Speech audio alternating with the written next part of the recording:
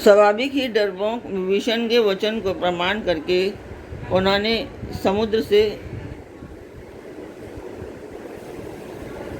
से मचलना ठाना है। अरे मूर्ख, झूठी बढ़ाई क्या करता है?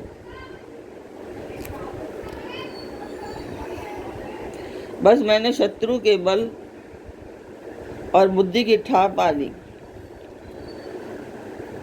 कृपया सब्सक्राइब करते रहें मेरा चैनल, ताकि मैं मोटिवेट होती रहूं। और आगे मैं चाहती हूँ कि मैं पूरी रामायण का पाठ करूं। अभी तो ये सुंदरकांड का पाठ था, बट अभी रामायण का पाठ करना चाहती हूँ। बताएं कमेंट में क्या मैं कर सकती हूँ और आप लोग सपोर्ट करेंगे। सचिव सभित विभीषण जाके, विजय विभूति कहाँ जग ताके। सुनी खल वचन दूत ऋष बाड़ी, समय विचारी पत्रिका काढ़ी। जिसके विभीषण जैसा डरपोक मंत्री हो, उसे जगत में विजय और विभूति कहाँ। ऐसे दुष्ट रावण के वचन सुनकर दूत को क्रोध बढ़ गया। उसने मौका समझ कर पत्रिका निकाली। राम नुज दीन्ही ये पाती, नात बचाई जोड़ा बहु छाती। बियसी वाम कर लीन्ही रावण, सचिव बोली 60 लाख बचावन। श्री राम जी के छोटे भाई लक्ष्मण ने ये पत्रिका दी है। हे नाथ, इसे बचवाकर छाती ठंडी कीजिए। रावण ने हंसकर उसे बाएं हाथ से लिया और मंत्री को बुलवाकर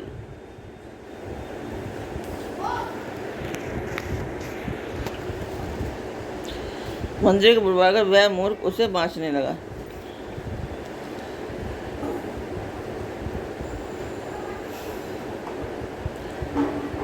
बातन मन ही रिझाई सट जानी।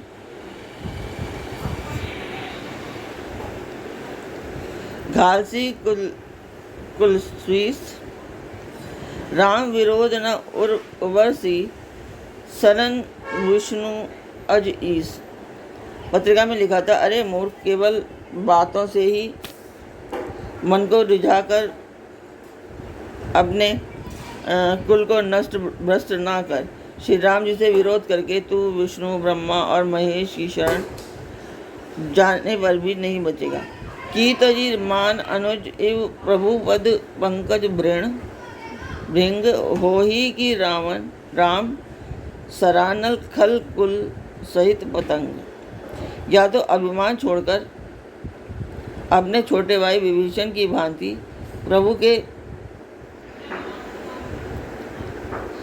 के चरण कमलों का भ्रमर बन जा, अथवा रे दुष्ट श्री राम जी के बाण रूपी अग्नि में परिवार सहित पतंगा हो जा। सुनत सभे मनमुख मुस्काई, कहत दशानन सभे ही सुनाई। भूमि पराकर गहत आकाशा, लघु तापस कर बाग बिलासा। पत्रिका सुनते ही रावण मन में भयभीत हो गया, परंतु मुख से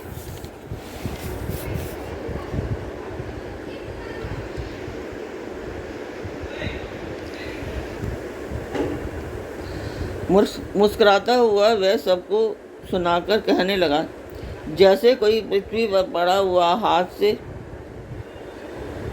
आकाश को पकड़ने की चेष्टा करता हो, वैसे ही यह छोटा तपस्वी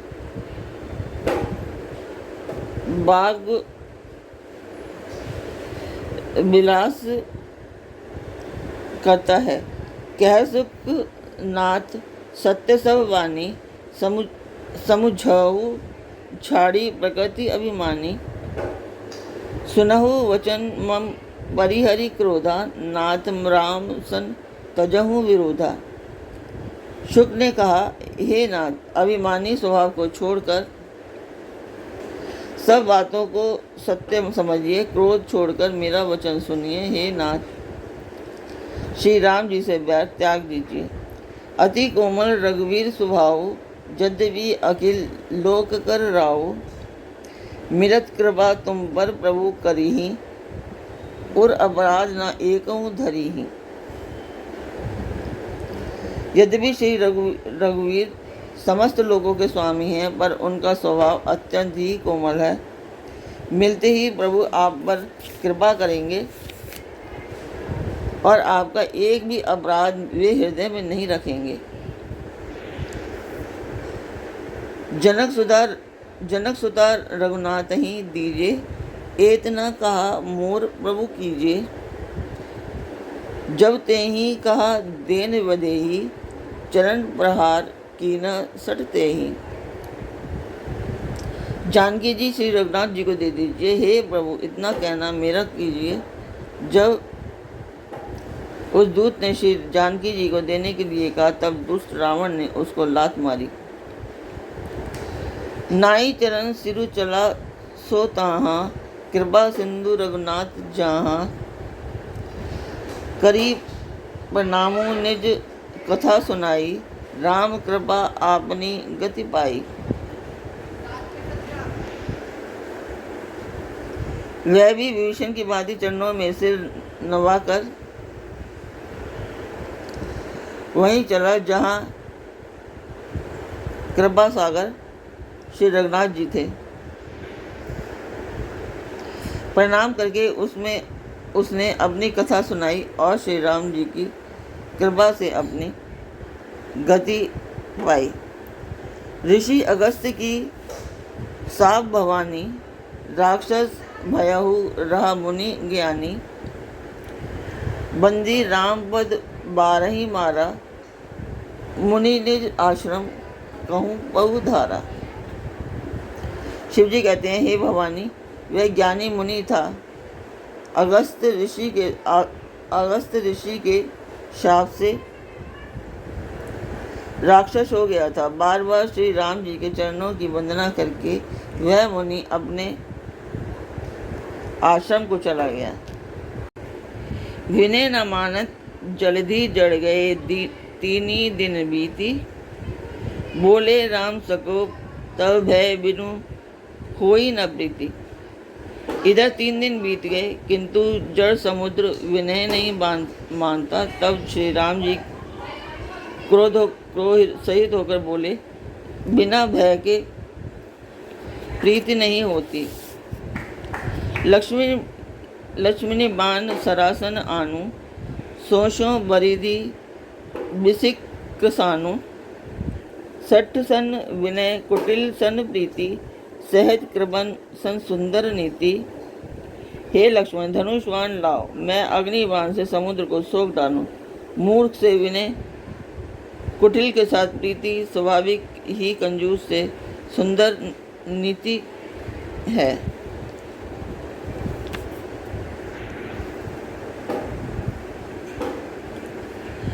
ममता रत सन ज्ञान कहानी, अति लोभी सन वृत्ति बखानी।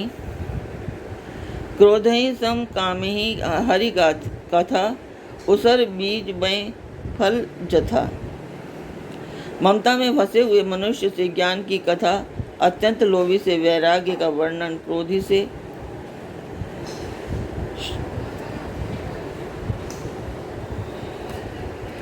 क्रोधी से शम की बात और कामी से भगवान की कथा, इनका वैसे ही फल होता है जैसे उसर में बीज बोने से होता है। अतः उसर में बीज बोने की भांति यह सब व्यर्थ जाता है। अस कहीं रघुपति चाप चढ़ावा, यह मत लक्ष्मणी के मन भावा। संधाने प्रभु बिसिक कराला, उठी उदधि उर अंतर ज्वल।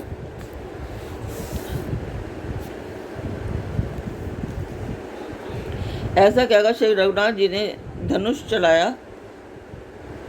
चढ़ाया। यह बात लक्ष्मण जी के मन को बहुत अच्छा लगा। प्रभु ने भयानक बाण संधान किया, जिससे समुद्र के हृदय के अंदर अग्नि की ज्वाला उभर उठी। मकर उरग झप गन अकुलाने, जरत जंतु जल निधि सब जब जाने, कनक थार भरी मणिगन नाना, विप्र रूप आयु तजिमाना। मगर सांप तथा मछलियों के समूह व्याकुल हो गए जब समुद्र ने जीवों को जलते जाना। जब सोने के थाल में अनेकों मणियों को भरकर अभिमान छोड़कर वह ब्राह्मण के रूप में आया। काटे ही पई कदरी भरई, कोटि जतन कोउ सींच, विनय न मान खगेश, सुनु डांटे ही पई नव नीच। काकभूषुंडी जी कहते हैं, हे गरुड़ जी सुनिए, चाहे कोई करोड़ों उपाय करके सींचे, पर केला तो काटने पर ही फलता है। नीच विनय से नहीं मानता, वह डांटने पर ही झुकता है। सबे सिंधु गही पद प्रभु केरे, क्षमहु नाथ सब अवगुण मेरे, गगन समीर अनल जल धरनी, इन्हें कह दांत सहज जड़ करनी। समुद्र ने भयभीत होकर प्रभु के चरण पकड़कर कहा, हे नाथ मेरे सब अवगुण क्षमा कीजिए। हे नाथ, आकाश वायु अग्नि जल और पृथ्वी इन सब की करनी स्वभाव से ही जड़ है। तब प्रेरित माया उपजाए, सृष्टि हेतु सब ग्रंथनी गाए। प्रभु आयसु जेहि कै जस ऐहि, सो तेहि भांति रहे सुख लई। आपकी प्रेरणा से माया ने इन्हें सृष्टि के लिए उत्पन्न किया है। सब ग्रंथों ने यही गाया है। जिसके लिए स्वामी जी की जैसी आज्ञा है वह उसी प्रकार से रहने में सुख पाता है। प्रभु भल कीन मोहि सिख दीन, मर जादा पुनि तुमरी कीनी। ढोल गंवार शूद्र पशु नारी, सकल ताड़ना के अधिकारी। प्रभु ने अच्छा किया जो मुझे शिक्षा दी, किंतु मर्यादा भी आपकी ही बनाई हुई है। ढोल गंवार शूद्र पशु और स्त्री ये सब दंड के अधिकारी हैं। प्रभु प्रताप में जाब सुखाई, उतरी ही कटकू न मोरी बढ़ाई। प्रभु आज्ञा अपेल श्रुति गाई, करो सो बेगी जो तुम्हीं सुहाई। प्रभु के प्रताप से मैं सूख जाऊंगा और सेना पार उतर जाएगी, इसमें मेरी बढ़ाई नहीं है। तथापि प्रभु की आज्ञा अबैल है, अर्थात आपकी आज्ञा का उल्लंघन नहीं हो सकता, ऐसा वेद गाते हैं। अब आपको जो अच्छा लगे मैं तुरंत वही करूं। सुनत विनीत वचन अति कह, कृपाल मुस्काई। जेहि विधि उतरे कवि कटकू, तात सो कहु उपाय। समुद्र के अत्यंत विनीत वचन सुनकर कृपालु श्री राम जी ने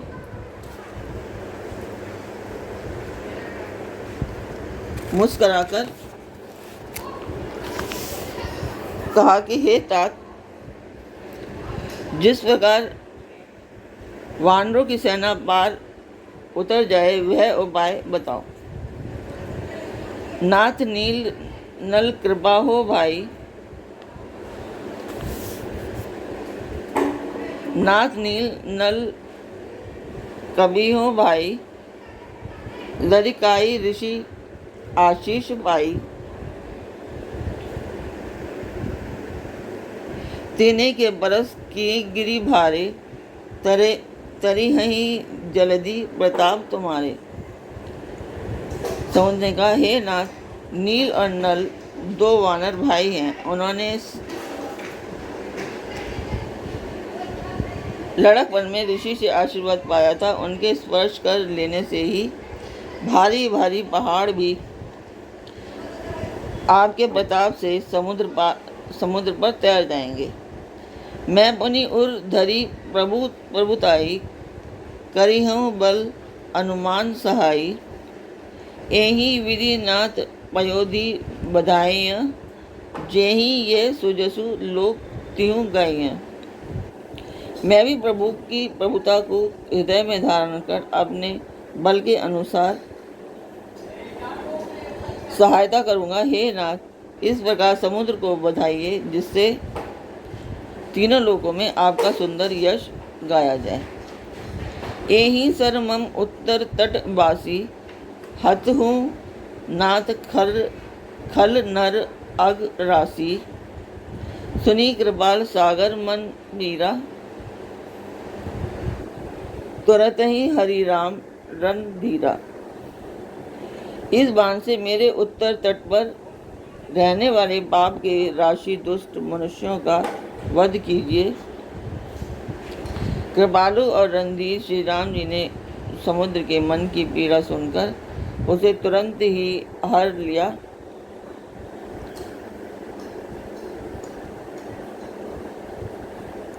देखी जराम बल पौरुष भारी। हर्षि पयोनिधि भयउ सुखारी। सकल चरित कई प्रभुई सुनावा। चरण बंदी पाथोदी सिधावा। श्री राम जी का भारी बल और पौरुष देखकर समुद्र हर्षित होकर सुखी हो गया। उसने उन दुष्टों का सारा चरित्र प्रभु को कह सुनाया। फिर चरणों की वंदना करके समुद्र चला गया।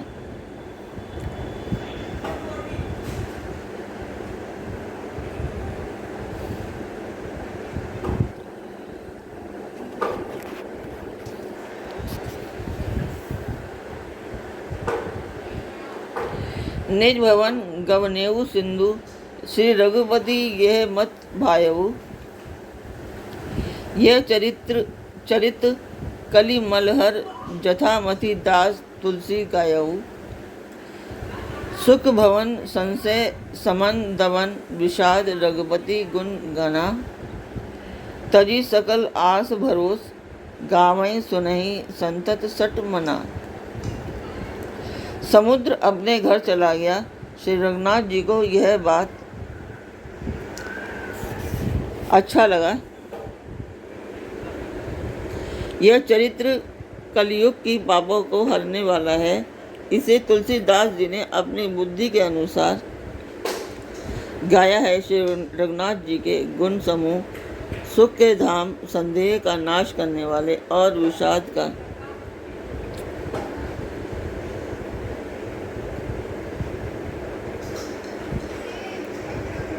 दमन करने वाले हैं। अरे मूर्ख मन, तू संसार का सब आशा भरोसा त्याग कर निरंतर इन्हें गा और सुन। सकल सुमंगलदायक रघुनाथ गुणगान। सादर सुनहि ते तरहि भव सिंधु बिना जल जान। श्री रघुनाथ जी का गुणगान समुद्र सुंदर मंगलों का देने वाला है। जो इसे आदर सहित सुनेंगे वे बिना किसी जहाज के ही भवसागर को तर जाएंगे। तो ये सुंदरकांड का पाठ अभी समाप्त होता है।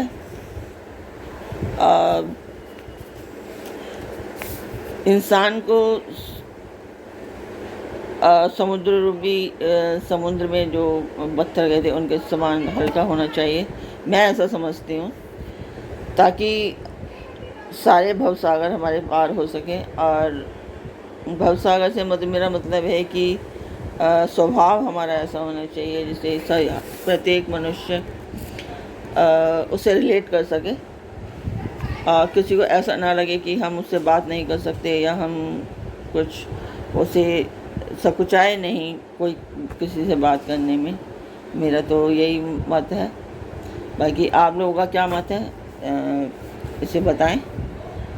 और ये भी बताएं साथ में कि क्या मैं रामायण का पाठ करूं या कोई दूसरे पाठ होते हैं किष्किंधा पाठ सुन और बालकांड, या मैं उस तरीके का कोई पाठ करूं। तो फिर मिलते हैं एक नए अध्याय में, एक नए अध्याय के साथ। खुश रहिए, खुशियाँ बांटिए।